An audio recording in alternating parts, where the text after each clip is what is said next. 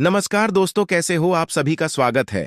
हमारे इस चैनल जानू की जिंदगी में दोस्त ये लोग ऑन पैसिव में नहीं हैं या जो फाउंडिंग मेंबर्स नहीं हैं इसके, वे अगर इस कॉन्सेप्ट इस बिजनेस के बारे में कुछ भी नेगेटिव बातें बोलेंगे वह चलेगा। बट कोई फाउंडिंग मेंबर्स होकर के भी उस ऑर्गेनाइजेशन के प्रति कुछ भी नेगेटिव बातें सोचेगा या कहेगा जिससे कि वो अपनी जिंदगी बदलने और अपने सारे संजोए सपनों के पूरे होने की उम्मीद लगा रखा है, जो उससे फाइनेंशियली फ्री होने की उम्मीदें लगा रखा है, तो ये बातें थोड़ी अजीब सी लगती हैं। जिस बिजनेस से हम अपना घर परिवार चलाने के बारे में सोच रहे हैं, जिस बिजनेस से हम लग्जरी लाइफ जीने के बारे में सोच रहे हैं, जिस बिजनेस के माध्यम से हम सैकड़ों जरूरतमंद के हेल्प करना चाह रहे हैं, अगर उसी बिजनेस के बारे में हम कुछ भी नेगेटिव बातें सोचे या बोले तो भला ये कैसे चलेगा। यह बिल्कुल सही बात है कि ऑन पैसिव से सफलता मिलने में देर होने से ऐसे बहुत सारे फाउंडिंग मेंबर हैं जो कि काफी परेशान नजर आ रहे हैं, उम्मीद नजर आ रहे हैं। बट देर होने का मतलब ये कदापि नहीं हुआ कि हम फेल हो गए हैं, हम असफल हो गए, हमारी उम्मीदें और सपने टूट गए या जो कुछ भी सुनकर सोचकर हमने ऑन पैसिव को ज्वाइन किया वैसा यहां कुछ भी नहीं होने वाला दोस्त।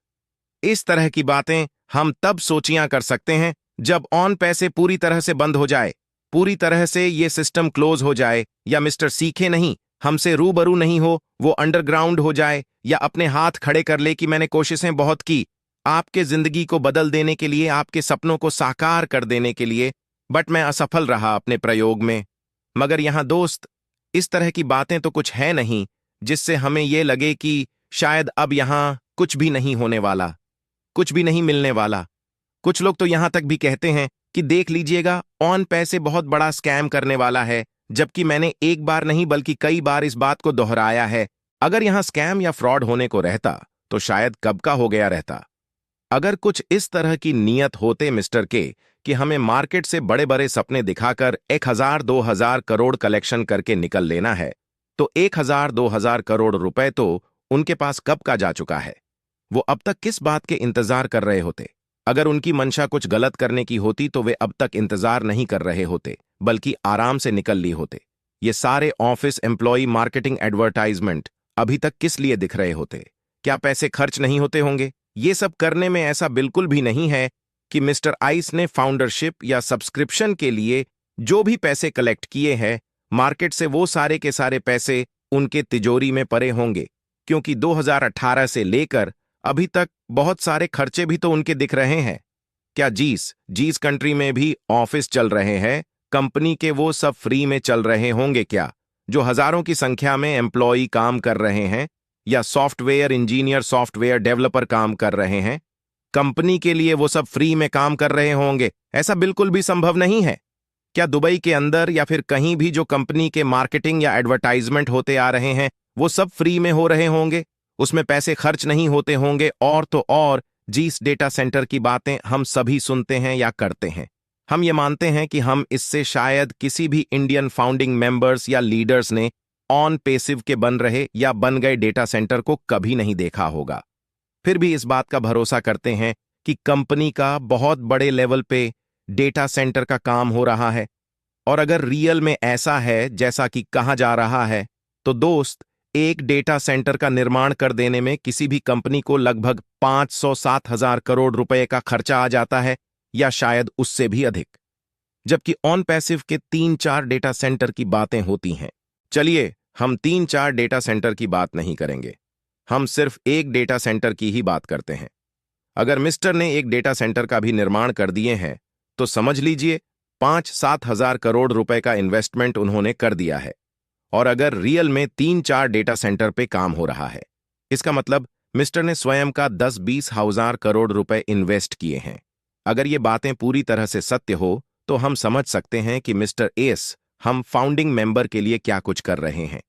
हम तो सिर्फ 10-20 आवर्स 25,000 पे करके परेशान हो रहे हैं, या अपनी सक्सेस एंड अचीवमेंट को लेकर चिंतित हो रहे हैं।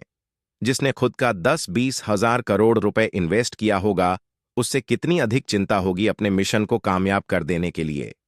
अगर किन्हीं वजहों से हम थोड़े देर के लिए ये मानकर चलें कि वो अपने मिशन में कामयाब नहीं हुए तो हमारा नुकसान कितने रुपयों का होगा हम अच्छी तरह से समझ सकते हैं। बट उसके कितने बड़े नुकसान होंगे जिसने अपने जीवन के सारे जमा पूंजी लगा दिए हो। कंपनी को डेवलप करने में हम अगर किसी कारण से फेल हुए तो हमारा 10, 20, 50,000 का नुकसान हो सकता है, या लाख 2,000 का भी हो सकता है, क्योंकि बहुत सारे लोग मल्टीपल अकाउंट भी ले रखे हैं। ये हमारे उम्मीद और सपने टूट सकते हैं। बट उनका क्या होगा जिनका एक तरह से सब कुछ दांव पर लग चुका है? पैसा, नाम, इज्जत, प्रतिष्ठा, सब कुछ। क्या वो इंसान कभी ये चाहेगा कि हमारा नाम या इज्जत खराब हो? हमारे द्वारा किए गए बहुत बड़े इन्वेस्टमेंट या $12,000 का नुकसान हो? दोस्त, अभी तक हम लोग सब मिलाकर देखें तो फाउंडरशिप एंड सब्सक्रिप्शन के लिए 2,000 करोड़ रुपए की करीब पे किए होंगे। कंपनी को आपको क्या लगता है कि वे 2,000 करोड़ रुपए ऐसे ही पड़े होंगे मिस्टर एस के तिजोरी में? क्या इन 5-6 सालों में कंपनी में कुछ भी खर्च नहीं हुए होंगे? और सबसे बड़ी बात कि जिसे स्कैम करना होगा, फ्रॉड करना होगा, वह मार्केट से पैसे कलेक्ट करके फिर मार्केट में ही या कंपनी में किस लिए खर्च करेगा? तब उसके पास बचेगा ही क्या? इसलिए दोस्त, जो लोग भी कुछ इस तरह की बातें सोच रहे हैं या कर रहे हैं कि यहां लाखों फाउंडिंग मेंबर के साथ बहुत बड़ा फ्रॉड होगा, उन्हें इस बात को अच्छी तरह से समझ लेना चाहिए।